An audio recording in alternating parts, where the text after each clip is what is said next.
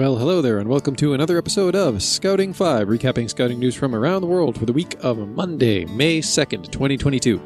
I'm Scouter Ken, and I am once again recording from St. Albert, Alberta.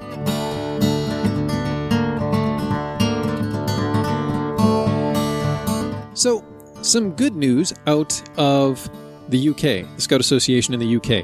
We've talked before on the podcast about how membership numbers in scouting associations in a few different places, but the UK was definitely one that I know I touched on in a few stories, had been in a bit of a decline, especially during the pandemic years.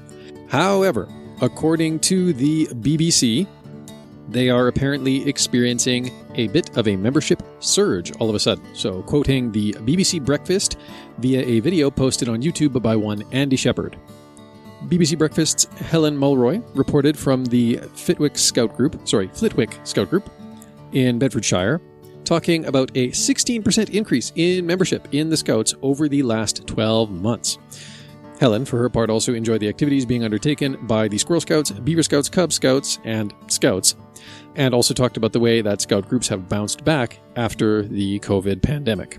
The organization has seen the largest increase in membership in 80 years and now boasts over 420,000 children and young people in its membership rolls. However, as always, more adult volunteers are needed as the number of youngsters waiting to join has hit record levels. And if you needed a good reason to join Scouting, maybe this article from the National Post, a Canadian newspaper, will have, something to offer you in the way of food for thought. So, quoting the National Post, a recent survey conducted by the nation's leading co-ed youth organization, Scouts Canada, revealed that the average Canadian lacks basic outdoor skills. Canada boasts an enthusiastic outdoor community, as 40% of its land base is dominated by forests. Though statistics revealed that, at least among the 1,000 people that were surveyed, most were surprisingly stumped by camping basics.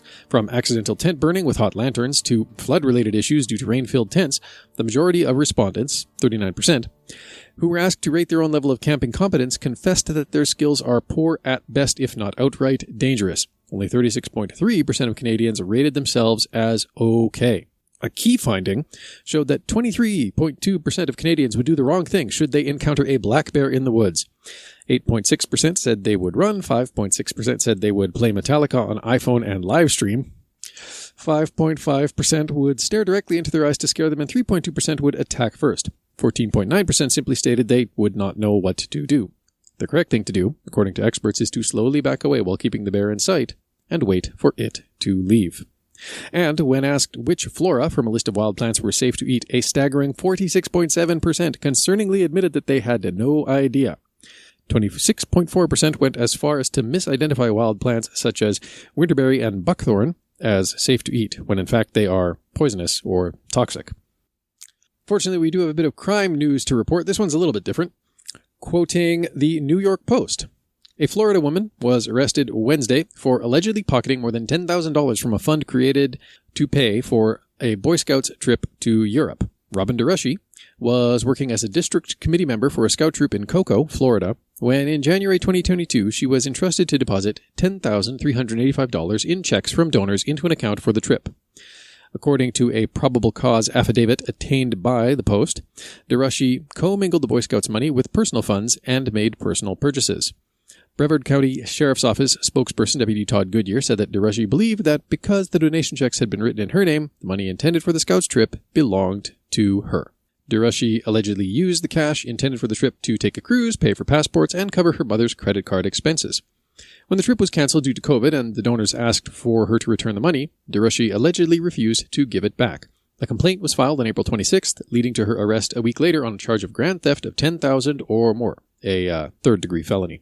But in happier Scouts BSA news, the organization have recently updated their joining requirements, quoting Scouting Magazine. While Scouts love to climb mountains and hike across rugged terrain, the path to joining Scouts BSA shouldn't be met with similarly daunting obstacles. To that end, a change to the Scouts BSA joining requirements will make it easier for young people to join a troop alongside their friends and classmates. Effective April 18th, 2022, the Scouts BSA joining requirements have changed. They now state that a young person can be a member of Scouts BSA if they meet any of the requirements below, which is to say they must be at least 10 years old, currently in 5th grade, and registered on or after March 1st, or at least 10 years old, and have earned the Arrow of Light Award, or at least 11 years old but not yet 18. And that's specifically to join Scouts BSA. Obviously, you can join Cub Scouts if you are younger than 10 or 11. The old joining requirements, just for reference, were at least 10 years old and have completed the 5th grade. So notice that they added there the March 1st registration option as another possibility. Or at least 10 years old and have earned the Arrow of Light Award. That seems to be unchanged. Or at least 11 years old but not yet 18. So yeah, the main change was that they added that March 1st joining date. So if you join on or after March 1st, cool. You are good to join. Makes it a little bit easier basically to sign up with your friends if your friends have joined but you happen to be the young one in the group. And coming back to Florida for a minute, this time for a little bit more amusing news. Quoting the Sebastian Daily. Paradolia Brewing Company, evidently of Sebastian, Florida, will be hosting an adult Pinewood Derby to the benefit of the Boy Scouts of America on Saturday, June 4th, 2022. Races will begin at 4 p.m. Don't delay in getting your race cars. You'll have ample time to get creative. However, if you don't want to build your own, cars will be available to rent for the race. To register, you need to visit the Gulfstream Council website and pick up your official race kit at the Paradolia Brewing Company on Wednesday, May 11th. So that's coming up, I guess, next week if you're interested. Pickup times will be between 6 and 8 p.m. Registration is $20 for those who wish to buy their kits from somewhere else, and $25 for those who will be picking up the Pinewood Derby kits from the brewing company directly. Prizes will be awarded to the first, second, and third place cars, and there will be various raffles and other prizes throughout the evening.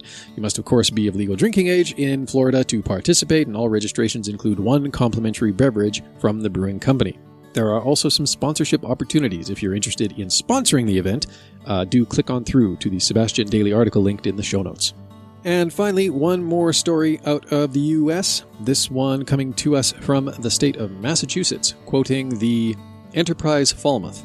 A local ship of Sea Scouts lost all of their boating and water vessels after a shed fire at the skipper's house on Saturday, April 23rd. The shed fire on Rainbow Avenue was devastating to the co-ed group of Sea Scouts, which is a branch of the Boy Scouts of America aimed at promoting citizenship, seamanship, and leadership to 14 to 20-year-olds through maritime skills.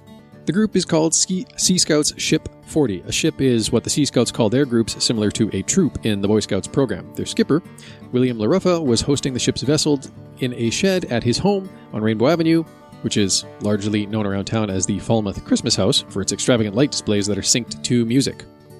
The fire department was able to make it to the scene in about 12 minutes, but there was almost nothing left to salvage from the shed. The ship lost kayaks, paddleboards, a motorboat, and a sailboat, along with Mr. LaRuffa's personal boat. The cause of the fire is still under investigation, but it's believed to have been an electrical fire caused by something related to the generator that was in the shed. The fire was mostly contained to the shed. It did not appear to damage the main home.